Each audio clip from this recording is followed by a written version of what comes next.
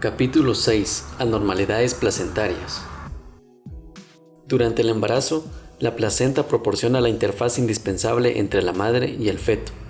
Sin embargo, en parte debido a la inaccesibilidad durante la gestación, la anatomía, fisiología y estructura molecular de la placenta siguen siendo algunos de los temas menos estudiados e intrigantes en obstetricia. Además, los paralelos entre la formación placentaria y el cáncer brindan oportunidades para comprender la biología y patogénesis de los tumores. Se recomienda la inspección visual de la placenta por parte del obstetra, pero el examen patológico de rutina no es obligatorio. De hecho, todavía se debaten las condiciones específicas que ameritan someterse a una inspección detallada. Por ejemplo, el Colegio de Patólogos estadounidenses recomienda el examen placentario para una lista extensa de indicaciones. Sin embargo, muchos proveedores no lo saben. Además, los datos son insuficientes para respaldar todos estos puntos. Como mínimo, la placenta y el cordón deben inspeccionarse en las salas de parto. La decisión de solicitar un examen patológico debe basarse en los hallazgos clínicos y placentarios. Placenta normal. A término, la placenta típica pesa 470 gramos. Es redonda u ovalada. Tiene un diámetro de 22 centímetros y un espesor central de 2.5 centímetros. Está compuesto por un disco placentario, membranas extraplacentarias y un cordón umbilical de 3 vasos. La superficie del disco que se apoya contra la pared uterina es la placa basal, que está dividida por hendiduras en porciones denominadas cotiledones. La superficie fetal es la placa coriónica. Aquí, el cordón umbilical se inserta normalmente en el centro. Los grandes vasos fetales que se originan en los vasos del cordón umbilical se extienden y ramifican a través de la placa coriónica antes de entrar en las vellosidades del tallo del parénquima placentario. Al rastrearlas, las arterias fetales casi invariablemente cruzan las venas. La placa coriónica y sus vasos están cubiertos por una fina capa de amnios, que puede desprenderse fácilmente de una muestra posparto. Durante los exámenes ecográficos prenatales, varias sociedades, incluido el Instituto Americano de Ultrasonido en Medicina, recomiendan identificar y registrar la ubicación de la placenta y su relación con el orificio cervical interno. Como se observa ecográficamente, la placenta normal es homogénea y tiene un grosor de 2 a 4 centímetros. Se apoya contra el miometrio y se introduce en el saco amniótico. El espacio retroplacentario es un área hipogénica que separa el miometrio de la placa basal y mide menos de 1 a 2 centímetros. También se toman imágenes del cordón umbilical, se examinan sus sitios de inserción fetal y placentaria y se cuentan sus vasos. Muchas lesiones placentarias pueden identificarse macroscópicamente o ecográficamente, pero otras anomalías requieren un examen histopatológico para su aclaración. Una descripción detallada de estos está más allá del alcance de este capítulo, y los lectores interesados pueden consultar los libros de texto en Benirschke, Fox y Faye Petersen y sus colegas. Además del espectro de placenta ácreta, placenta previa y enfermedad trofoblástica gestacional, se presentan en detalle en los capítulos 41 y 20 respectivamente. Variantes de forma y tamaño. En algunas variantes, las placentas rara vez pueden formarse como discos separados, casi del mismo tamaño. Esta placenta bilobada también puede denominarse placenta bipartita o placenta dúplex. En estos, el cordón se inserta entre los dos lóbulos placentarios, ya sea en un puente coriónico conector o en membranas intermedias. Una placenta que contiene 3 o más lóbulos de tamaño equivalente es rara y se denomina multilobada. A diferencia de esta distribución equitativa, uno o más lóbulos accesorios disparesmente más pequeños, lóbulos secundarios, pueden desarrollarse en las membranas a una distancia de la placenta principal. Estos lóbulos tienen vasos que discurren a través de las membranas. De importancia clínica, si estos vasos se superponen al cuello uterino para crear una vasa previa, una hemorragia fetal peligrosa puede seguir a la laceración del vaso. También se puede retener un lóbulo accesorio en el útero después del parto para causar atonía y hemorragia uterina posparto o endometriosis posterior. En raras ocasiones, el área de la superficie placentaria varía de lo normal. Con una placenta membranácea, las vellosidades cubren toda o casi toda la cavidad uterina. En ocasiones, Esto puede dar lugar a una hemorragia grave debido a la placenta previa o a creta asociada. Una placenta en forma de anillo puede ser una variante de la placenta membranácea. Estas anomalías parecen estar asociadas con una mayor probabilidad de hemorragia anteparto y posparto y restricción del crecimiento fetal. En la placenta fenestrada falta la porción central de un disco placentario. En algunos casos hay un agujero real en la placenta. Lo más frecuente es que solo falte tejido velloso y la placa coriónica permanezca intacta. Durante el embarazo, la placenta normal aumenta su grosor a un ritmo aproximado de 1 milímetro por semana. Aunque no se mide como componente de una evaluación ecográfica de rutina, este espesor normalmente no excede los 40 milímetros. La placentomegalia define aquellas que miden más de 40 milímetros de espesor y comúnmente resulta de un notable agrandamiento de las vellosidades. Las etiologías maternas subyacentes son diabetes mellitus o anemia grave, mientras que las fuentes letales incluyen hidropesia, anemia, sífilis, toxoplasmosis o infección causada por parvovirus o citomegalovirus. En estas condiciones, la placenta se engrosa homogéneamente. En otros casos, las placentas son gruesas pero no homogéneas. El lunar parcial es un ejemplo clásico. La placenta engrosada contiene vellosidades edematosas que aparecen como quistes placentarios múltiples, pequeños y anecoicos. Capítulo 13, página 239. También se observan vesículas quísticas en la displasia mesenquimatosa placentaria. En esta rara condición, las vesículas corresponden a vellosidades del tallo agrandadas. Sin embargo, a diferencia del embarazo molar, la proliferación del trofoblasto no es excesiva y los complementos cromosómicos son diploides. En lugar de un agrandamiento de las vellosidades, la placentomegalia no homogénea a menudo puede deberse a acumulaciones de sangre o fibrina, que confieren heterogeneidad a la placenta.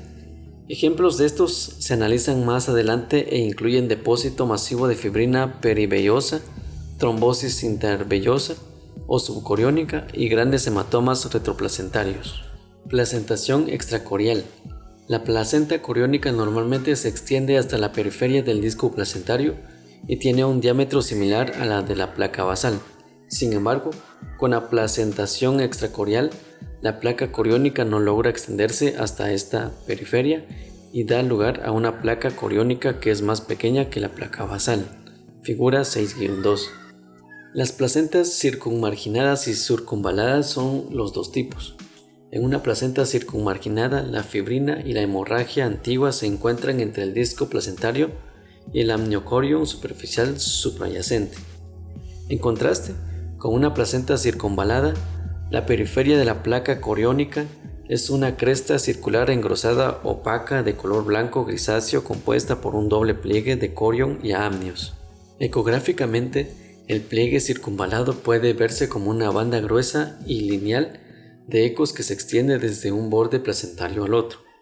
Sin embargo, en la sección transversal aparece como dos estantes, cada uno de los cuales se encuentra encima de un margen placentario opuesto.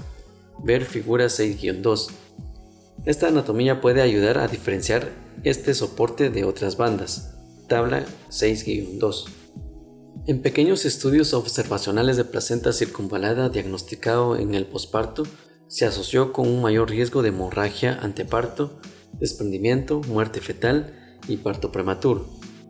Sin embargo, en una investigación ecográfica prospectiva de 17 casos, Shell et al. Encontraron que la mayoría de las placentas circunvaladas eran transitorias. Los casos persistentes fueron benignos. En general, la mayoría de los embarazos sin complicaciones con cualquier tipo de placentación extracorial tienen resultados normales y generalmente no se requiere una mayor vigilancia. Alteraciones circulatorias. Desde el punto de vista funcional, los trastornos de la perfusión placentaria se pueden agrupar en 1. Aquellos en los que se altera el flujo sanguíneo materno hacia adentro o del espacio intervelloso, y 2. Aquellos en los que se altera el flujo sanguíneo fetal a través de las vellosidades. Estas lesiones se identifican con frecuencia en la placenta madura normal. Aunque pueden limitar el flujo sanguíneo placentario máximo.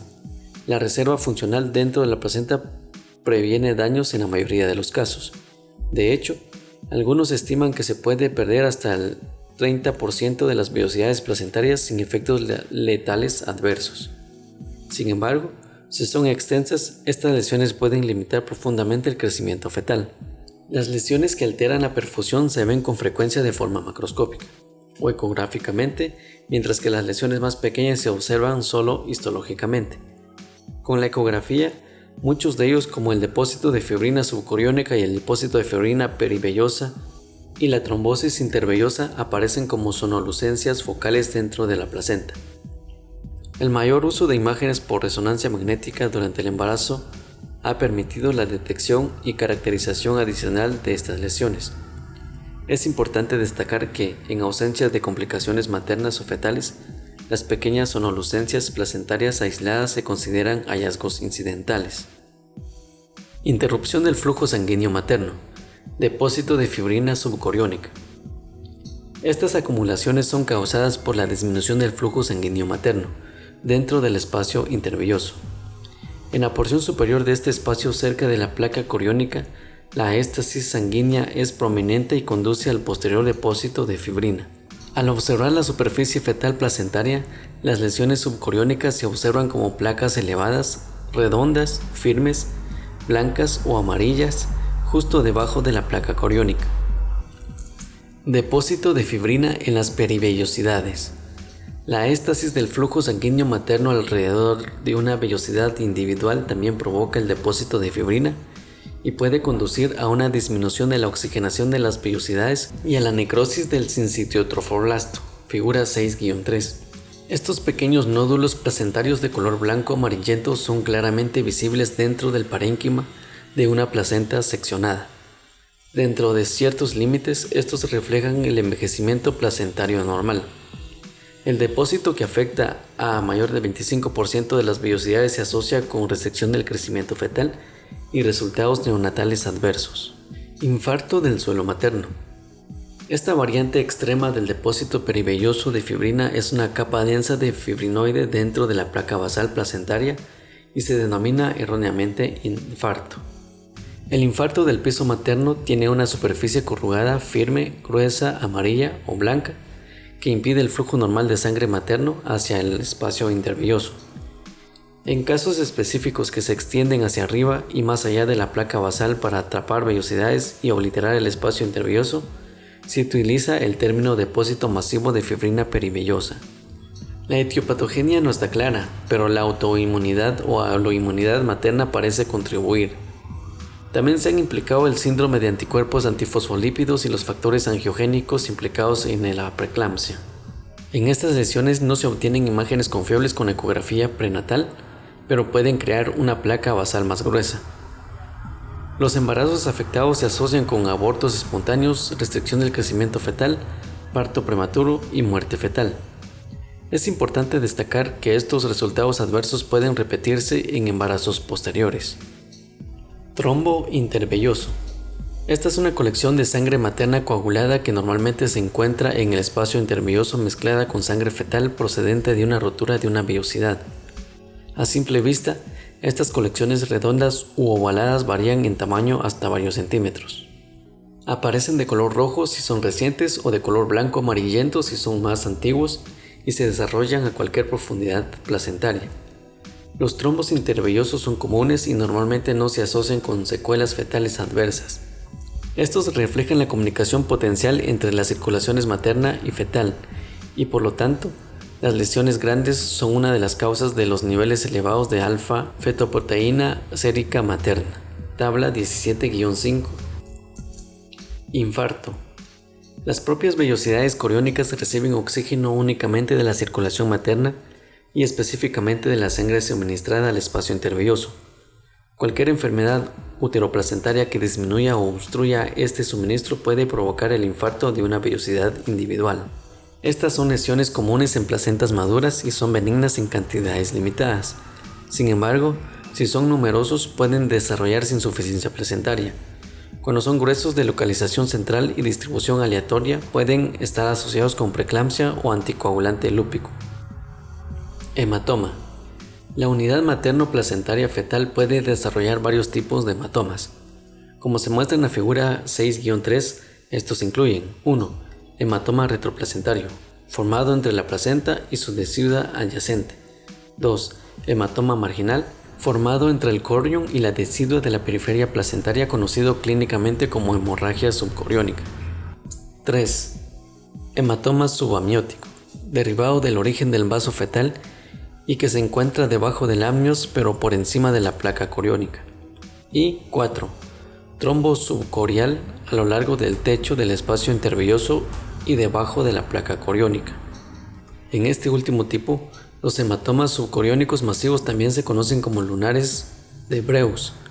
Ecográficamente, los hematomas evolucionan con el tiempo y aparecen de hiperecoico a isoecoico en la primera semana después de la hemorragia, hipoecoico a las 1 o 2 semanas y finalmente aneicoico después de 2 semanas.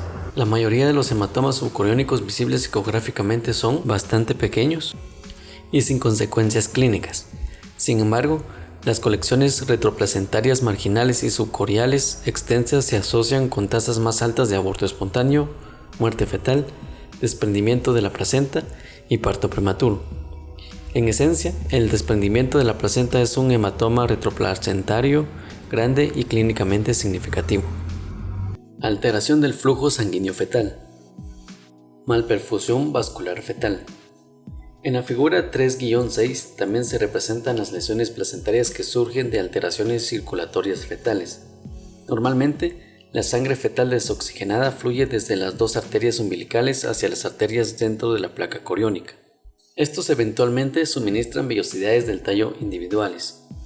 Recuerde que la sangre fetal se oxigena dentro de cada vellosidad mediante difusión pasiva de oxígeno de la sangre materna contenida dentro del espacio intervelloso. Así, con la trombosis del vaso fetal, porciones de las vellosidades distales a la obstrucción se vuelven no funcionales. Normalmente se encuentran trombos en cantidades limitadas en placentas maduras. Si muchas vellosidades están afectadas, lo que se puede observar en la preeclampsia, el feto puede sufrir restricción del crecimiento, muerte fetal o patrones de frecuencia cardíaca fetal poco tranquilizadores. Lesiones vasculares vellosas. Los capilares vellosos muestran un espectro de lesiones histológicas. La corioangioitis describe un mayor número de capilares dentro de las vellosidades terminales. Su definición requiere que estén presentes mayor o igual a 10 capilares en mayor o igual a 10 vellosidades en mayor o igual 10 campos vistos a través de una lente de 10 por. Clínicamente, se cree que la hipoperfusión o hipoxia prolongada es la causa. La corangioitis focal es un aumento de la vascularización capilar en una porción significativa de la placenta, pero no de manera difusa. En un estudio pequeño, las puntuaciones de Apgar más bajas y la mala perfusión vascular fetal fueron resultados asociados. Se ha informado sobre la detección prenatal de corangioitis. La corangiomatosis describe un aumento del número de capilares en las vellosidades del tallo, pero las vellosidades terminales se conservan. Este hallazgo se ha relacionado con restricciones y anomalías del crecimiento. A pesar de estas asociaciones, la importancia clínica de ambas afecciones vasculares sigue sin estar clara. Los corioangiomas se describen más adelante. Hematoma subcoriónico. Como se señaló anteriormente, estos hematomas se encuentran entre la capa coriónica y el amnios. La mayoría de las veces son eventos iatrogénicos agudos sin consecuencias clínicas durante la tercera etapa del trabajo de parto, cuando la tracción del cordón rompe un vaso cerca de la inserción del cordón. Las lesiones grandes y crónicas antes del parto pueden causar hemorragia fetomaterna o restricción del crecimiento fetal. También pueden confundirse con otras masas placentarias como el corioangioma. En la mayoría de los casos, el examen Doppler color mostrará la ausencia de flujo sanguíneo interno dentro de un hematoma y permitirá la diferenciación. Calcificación placentaria. Las sales del calcio se pueden depositar en toda la placenta, pero son más comunes en la placa basal. La calcificación se acumula con el avance de la gestación y grados mayores se asocian con el tabaquismo y niveles más altos de calcio séricos maternos. Estos depósitos hiperecoicos se pueden observar fácilmente mediante ecografía, y una escala de calcificación de 0 a 3 refleja un aumento de la calcificación al aumentar la calcificación numérica. Siguiendo este esquema, una placenta de grado 0 es homogénea, carece de calcificación y muestra una placa coriónica lisa y grasa. Una placenta de grado 1 tiene ecogenicidades dispersas y ondulaciones sutiles de la placa coriónica. El grado 2 muestra punteado ecogénico en la placa basal. Las formas de coma grandes y ecogénicas se originan a partir de una placa coriónica dentada, pero su curva no llega a la placa basal.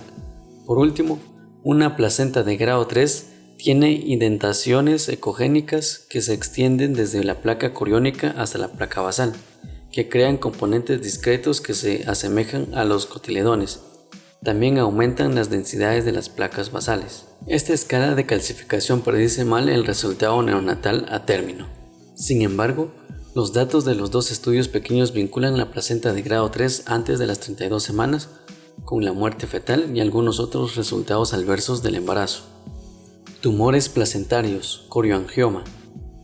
Estos tumores benignos tienen componentes similares a los vasos sanguíneos y el estroma de las vellosidades coriónicas.